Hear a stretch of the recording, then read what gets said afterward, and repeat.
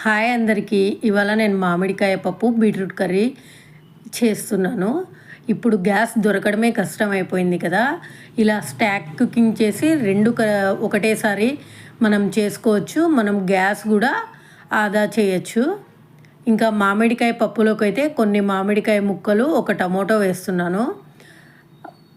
కంప్లీట్గా పుల్లగా ఉంటే మా ఇంట్లో సరిగ్గా తినరు. అందుకే నేను బ్యాలెన్స్ చేయడానికి ఒక టమాటో వేసాను. తర్వాత కారం, పసుపు, ధనియాల పొడి, వాటర్ వేసాను. ఈ బీట్రూట్ని అయితే చిన్న చిన్న క్యూబ్స్ లాగా కట్ చేసుకున్నాను. ఒక బాక్స్ తీసుకుని ఇంకా ఈ బీట్రూట్ ముక్కలు వేసి క్లోజ్ చేసేస్తాను. ఇవి ఆవిరిపైనే ఉడికిపోతాయి. మనం ఎక్కువ ఆయిల్ వేసి ఫ్రై చేయాల్సిన అవసరం ఉండదు. రెండు ఒకటేసారి కుక్ అయిపోతాయి. ఇంకా తర్వాత ఇది అయిపోయింది. ఇంకా ఇది ఒక పక్కన ఇలా పెట్టుకుంటున్నాను. చూపిస్తున్నాను చూడండి ఎంత చక్కగా బాయిల్ అయిపోయాయో. ఇలా బాయిల్డ్ వెజిటేబుల్స్ తింటే హెల్త్కి కూడా మంచిది. మనం ఫ్రై చేసేటప్పుడు ఎక్కువ ఆయిల్ కూడా పట్టదు. ఇంకా పప్పుకు, కర్రీకి రెండిటికి ఒకటేసారి తాలింపు పెట్టేస్తున్నాను. ఫస్ట్ ఆవాలు, జీలకర్ర వేసాను. తర్వాత కరివేపాకు వేస్తాను, పచ్చి కరివేపాకు. వీడియోస్ యూస్ఫుల్ అనిపిస్తే లైక్, షేర్, సబ్స్క్రైబ్ చేయండి. ఇంకా ఇలాంటి easy tips and hacks, healthy recipes కోసం నా ఛానల్ అయితే ఫాలో అవ్వండి. ఇంకా తర్వాత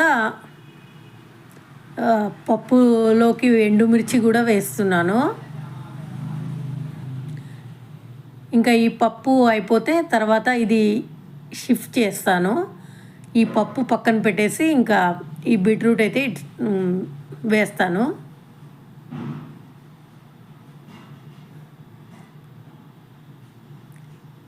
తాలింపులోకి ఫస్ట్ కొంచెం పచ్చి కొబ్బరి వేస్తున్నాను.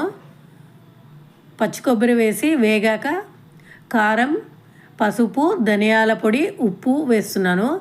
ఇది జస్ట్ సింపుల్ ఫ్రై లాగా ఉంటుంది, లెస్ ఆయిల్తో. ఇంకా రెండు ఒకటేసారి చేశాను కాబట్టి టైం కూడా సేవ్ అవుతుంది, తొందరగా పని అయిపోతుంది. ఇవన్నీ బాగా మిక్స్ చేస్తే ఇంకంతే, ఈజీగా సింపుల్గా బీట్రూట్ ఫ్రై రెడీ అయిపోతుంది. ఇది చపాతీ, రైస్లోకి సైడ్ డిష్ లాగా బాగుంటుంది. ఇంకా రెండు ఒకటేసారి అయిపోయాయి చూడండి. బాయ్.